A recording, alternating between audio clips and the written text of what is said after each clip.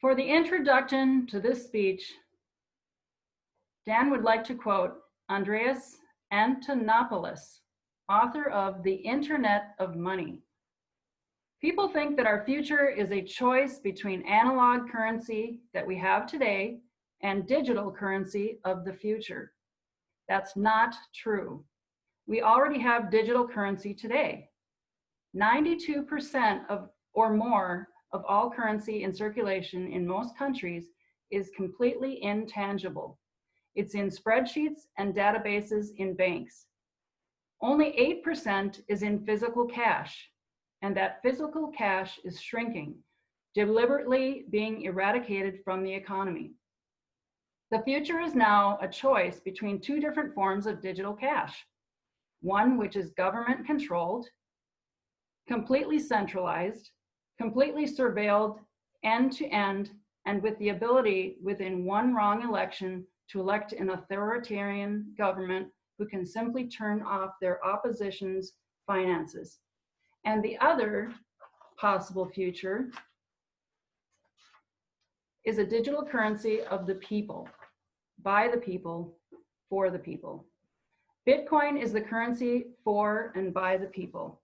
So let's welcome Dan with What is Bitcoin?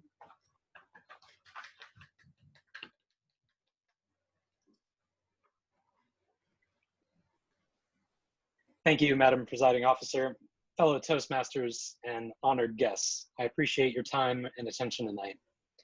You may have heard of Bitcoin, but you might not know what it is. If you have heard of it, I ask that you try to put aside any preconceived notions for the duration of this speech so that we can start with a clean slate. Tonight, we're going to cover a brief history of this speech so that you have some context for why I started it and why I'm giving it now. I'll give you a quick answer to the question, what is Bitcoin? Then we'll talk about just a few of the reasons why you should care, or to put it more directly, what's in it for us. Then we'll end the presentation with a short thought experiment intended to help you think about things in a new way. I started writing this speech over a year ago in April 2019, and quite a bit has changed in the world economy since then. This is probably the 7th, 8th, 9th version of this speech. I should thank my wife and my friends, Chris, Josh, and Leah, who all listened to past versions and offered very helpful feedback. I mention this because I want to convey how much I struggled with condensing years of learning about Bitcoin into a 15-minute introductory speech. Bitcoin is similar in many ways to the internet itself, though. It can be very complex if you want to understand what's happening behind the scenes, but it's fairly easy to actually use. The primary goal of tonight's speech is to give you a novice-level introduction to Bitcoin. When we're done, I hope you'll have a better, though not deep, understanding of Bitcoin and why it's more relevant now than ever. I'll also end with a link to a website containing additional resources if you want to learn more. Now you have some background for this speech, but why do I think now is the best time to present it? When I started writing this speech last year, nearly every economic indicator was at or near an all-time high. Obviously, that has now changed. If you follow the news, you know our government is printing more money than ever before in our nation's history. Of course, as mentioned in the introduction, we're not actually printing most of it since 90+% of all US dollar in circulation are already digital. So let's talk about why Bitcoin is a better choice. There's a lot of misinformation out there about Bitcoin and what it actually is, enough that I could fill a whole speech alone about just that. Instead, though, I think when we talk about what is Bitcoin, we should turn to the Bitcoin Whitepaper, which is the technical document announcing it that was released in late 2008 by pseudonymous creator Satoshi Nakamoto, because that white paper provides us with an excellent summary. It says in the abstract that Bitcoin is a purely peer-to-peer version of electronic cash that allows online payments to be sent directly from one party to another without going through a financial institution. So let's break that down a little further. Bitcoin is person to person or entity to entity and open to all participants, which we'll talk about a little more shortly. It's also electronic cash, meaning it mimics the person-to-person payments of cash or gold before paper notes existed. Just an example, if we met in person, say I wanted to buy something from you off Craigslist, just as one example, there would be no third party who could stop us from completing that transaction in cash. Bitcoin works very similarly. And the worldwide Bitcoin network has run for over 11 years without the need for any financial institution, or indeed any centralized authority. Why might that be important? It's a great question, and we'll talk about it because it's a great segue into our next section, which is, why should you care? First, I'd like to talk about counterparty risk. And don't be scared or alarmed by this term. You can think of it just as added risk from all third parties involved in any transaction. And here's an example from our history. Let's say you have gold, either at home or in a bank account, and it's the year 1933. Thanks to a recently issued executive order, you now have the choice of giving up your gold at highway robbery rates or becoming a criminal facing a huge fine and possibly jail time. Banks responded to this by helping the government break into safety deposit boxes and confiscate gold owned by private citizens. It's really happened, by the way. If you go online and look up Executive Order 6102, you can find out more. And it's just one of countless examples of a government robbing their own citizens of wealth, though it might be the most well-known, at least in our country. There are many more recent examples, though, that fall under unjust civil forfeiture laws. Another example of potential risk is if you're a merchant and a customer buys a product from you and then initiates what is known as a chargeback on their credit card, effectively robbing you of both product and profit. Chargeback costs are estimated at $40 billion a year. These are just two examples of problems the Bitcoin network solves, since there's no central authority and transactions can't be reversed. Next, I'd like to talk about monetary sovereignty. And again, this is just a fancy term for a simple concept. Monetary sovereignty is the power of a government to decide what they accept as legal tender and to control the creation and destruction of currency. And most governments, including ours, have abused this power. For instance, prior to 1971, for each dollar that was printed in the US, there was supposed to be an equivalent amount of gold backing it. Otherwise, why would anyone accept pieces of paper in exchange for things of actual value, like property or your time? As of 1971, though, Nixon temporarily removed us from this gold standard. And I put temporarily in air quotes because it's 49 years later and it's still temporarily removed. So I think we can all agree it's likely permanent. Since that point, our government has printed money with abandon. In fact, this year alone, we've added nearly 50% to the US dollar's monetary base, or the number of dollars in circulation, again, just in the last year alone, with more likely to come as additional stimulus packages pass. In my opinion, we are quickly approaching the point where the US dollar might as well be considered monopoly money or funny money. Rapid expansion of the monetary base has historically resulted in inflation, sometimes to the point of hyperinflation, where the purchasing power of a country's currency rapidly declines. You can see recent examples of this in Argentina, Venezuela, Zimbabwe, with likely many more to come as we weather this global financial depression. In fact, rioting in Lebanon began just last week due to rapid depreciation in the value of their currency, meaning one more last-minute edit to this speech. Inflation is a way of quietly stealing money directly out of our bank accounts and pockets. The dollar amount doesn't change, but the purchasing power of that amount does. Should be pointed out that governments are quite adamant about defending their own monetary sovereignty, by the way. So the US government has sued or imprisoned people involved with past attempts at creating alternative currencies in this country, such as e-gold and the Liberty Dollar. It really seems like they want a forced monopoly on money so they can print their monopoly money. I believe this is the one reason Bitcoin was designed to have a decentralized headless structure, and why Bitcoin's creator used a pen name when releasing the white paper and getting the project started. Ironically, though, governments don't seem to have the same regard for each other's monetary sovereignty as they do their own, evidenced by recent litigation filed by Venezuela trying to force England to return $1 billion worth of gold. New Bitcoin, on the other hand, is created roughly every 10 minutes by the Bitcoin mining network and grants an owner total control over their funds. It takes monetary sovereignty away from the government and gives it to the individual. Or to put it another way, Bitcoin separates money from the state. It undoes the weaponization of money that has occurred over decades, even centuries, and it's doing so without a single weapon, but instead using lines of computer code.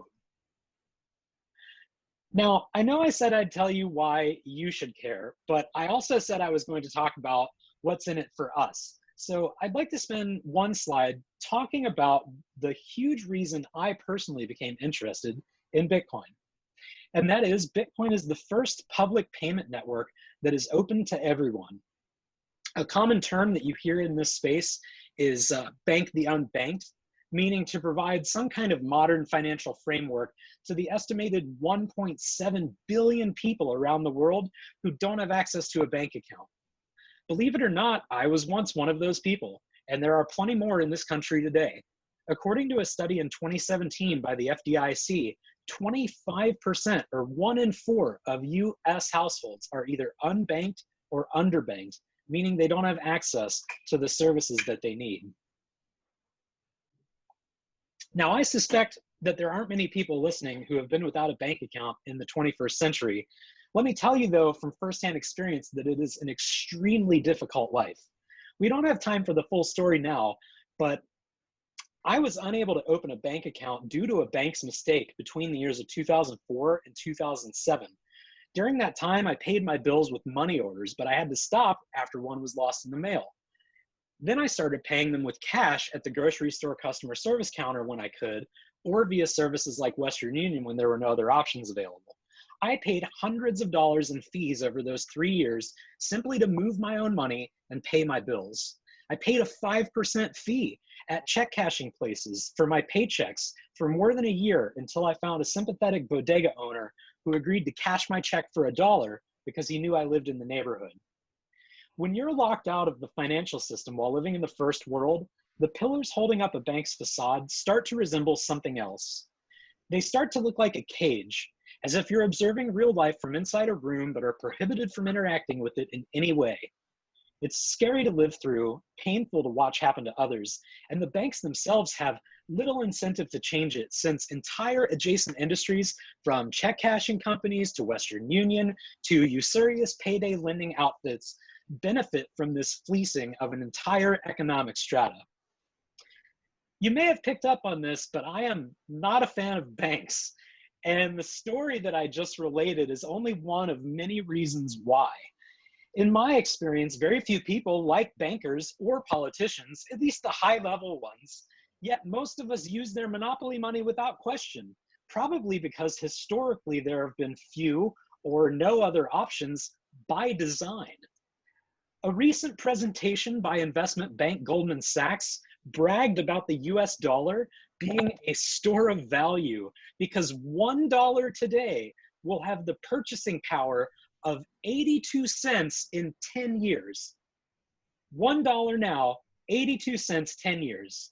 Can you imagine admitting that out loud and then bragging about it as if it were worthy of pride? The Federal Reserve and central banks in this country have colluded to rob us of our money at a rate of 2% or more per year via inflation. They're bragging about it, and they have the audacity to call that a store of value to their customers. I think it's time for us to wake up and realize that giant banks like Goldman Sachs, JP Morgan Chase, and so on do not have our best interests at heart. They serve their own interests and nothing else.